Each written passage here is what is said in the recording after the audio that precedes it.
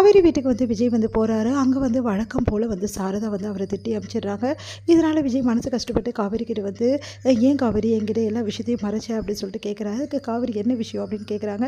இப்போ தான் உங்கள் வீட்டுக்கு போயிருந்தேன், உங்கள் வீட்டில் தான் சொன்னாங்க வெண்ணிலா வந்து உங்கள் வீட்டில் வந்து பிரச்சனை பண்ணியிருக்கா, அதே மாதிரி உங்ககிட்டே பிரச்சனை பண்ணியிருக்கா, ஏன் காவேரி இதெல்லாம் சொல்லலை அப்படின்னு கேட்டோன்னா உங்ககிட்ட சொல்லி உங்களை கஷ்டப்படுத்த வேணாம்னு நினச்சேங்க. ஏற்கனவே நீங்கள் ரொம்ப கஷ்டத்தில் இருக்கீங்க, அந்த வெண்ணிலாவால் இன்னும் கஷ்டம் கொடுத்தா நீங்கள் என்ன பண்ணுவீங்க, அதனால தாங்க அப்படின்னோடனே ஏன் காவேரி இப்படி பண்ணுற அப்படின்னு சொல்லிட்டு கேட்குறாரு. இங்கே பாரு காவேரி, நீ பண்ணுறதெல்லாம் கொஞ்சம் கூட சரியில்லை, இப்படி சொல்லாமல் வர்றது ரொம்ப தப்பு, எதுவாக இருந்தாலும் என்கிட்ட சொல்லு காவேரி இனிமேட்டாவது அப்படின்னு. சரிங்க அப்படின்றாங்க.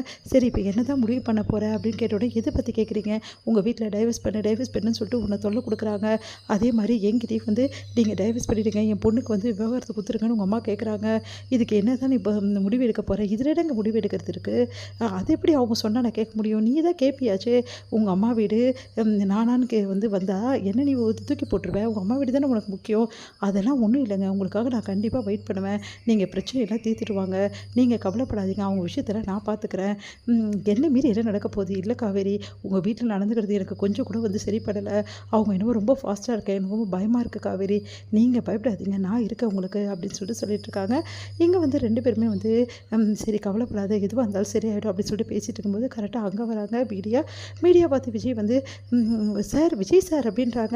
உடனே வந்து நீங்கள் கிளம்புங்க, தயவுசெய்து இங்கே வந்து ஃபோக்கஸ் பண்ணி எங்களை எடுக்காது, எங்களை நிம்மதியாக வாழ விடுங்க அப்படின்றாங்க.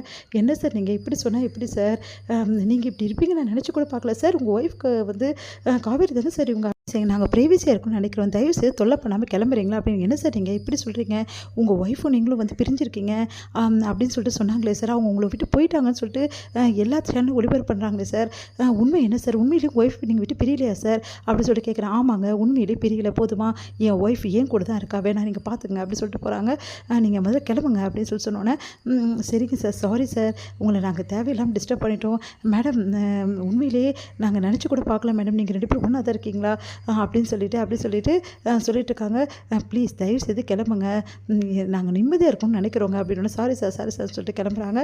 உடனே வந்து பார்த்தீங்களா விஜய் சார் வந்து அவங்க ஒய்ஃப் விட்டு பிரியவே பிரியல, ஆனால் பிரிஞ்ச மாதிரி வேறு சேனலில் நியூஸ் போடுறாங்க, பார்த்துக்கோங்க, இந்த மாதிரி சேனல் போய் செய்தியை பரப்புகிறாங்க, இந்த மாதிரி சேனல்ஸ்லாம் நம்பாதீங்க, நம்ம சேனலை பாருங்கள் அப்படின்னு சொல்லிட்டு அவங்க வந்து சொல்லிட்டு இருக்காங்க.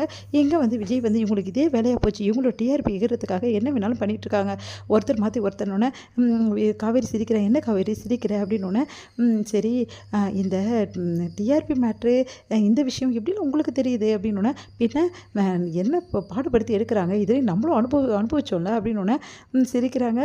சரி நீ கவலைப்படாத காவேரி, எல்லா பிரச்சனையும் தீர்த்துடலாம், எந்த ப்ராப்ளமும் இல்லை அப்படின்னு சொன்னோன்னே சரிங்க பார்த்துக்கலாம், சரி இன்னொரு விஷயம் மட்டும் கேட்கட்டுமா அப்படின்னாங்க. என்ன விஷயம், நாளைக்கு வெண்ணிலாவுக்கு உங்களுக்கு கல்யாணம்னு சொல்லிட்டு வெண்ணிலா சொல்லிட்டு போனாலே அது உண்மையா அப்படின்னோடனே அதிர்ஷ்டடைகிற. ஆமாம் காவேரி, வீட்டுக்கு வந்து அந்த நம்பிராஜன் வந்தார், அவர் வந்து இது மாதிரி வெண்ணிலாவை கல்யாணம் பண்ணிக்க சொல்லி என்கிட்ட சொன்னார், அப்படி கல்யாணம் பண்ணிக்கலன்னா வேறு மாதிரி வந்து அவங்க முடிவு எடுப்பாங்களாம், எல்லாரும் சேர்ந்து தவறான முடிவுக்கு போகிறேன்னு சொல்கிறாங்க அப்படின்னு அதிர்ஷ்டடைகிறாங்க. காவேரி நீங்கள் என்னங்க சொல்கிறீங்க, இந்த பிரச்சனையில் எப்படி நீங்கள் சமாளிக்க போகிறீங்க, இதெல்லாம் வந்து எனக்கு ரொம்ப பயமாக இருக்குங்க அப்படின்னு. காவேரி இந்த டைமில் நீ பயப்படக்கூடாது, சொன்னால் புரிஞ்சுக்கோ, நீ இந்த டைமில் எந்த டென்ஷனும் எடுத்துக்காத, உன் புருஷன் எல்லாத்தையும் சமாளிப்பான், உனக்கு நம்பிக்கை இருக்குல்ல அப்படி சொல்லிட்டு கையை பிடிக்கிறாரு. நம்பிக்கை இருக்குங்க அப்படின்றாங்க.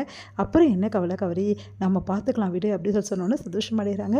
இங்கே வந்து விஜயும் காவேரியும் இந்த மாதிரி வந்து டிவியில் வந்து அவங்க 2 பேரும் வந்து தெரியறத வந்து காவேரி வந்து பார்த்துட்டு அவங்க அப்பா கிட்ட என்னப்பா இது அப்படின்னு சொல்லிட்டு காட்டுறாங்க.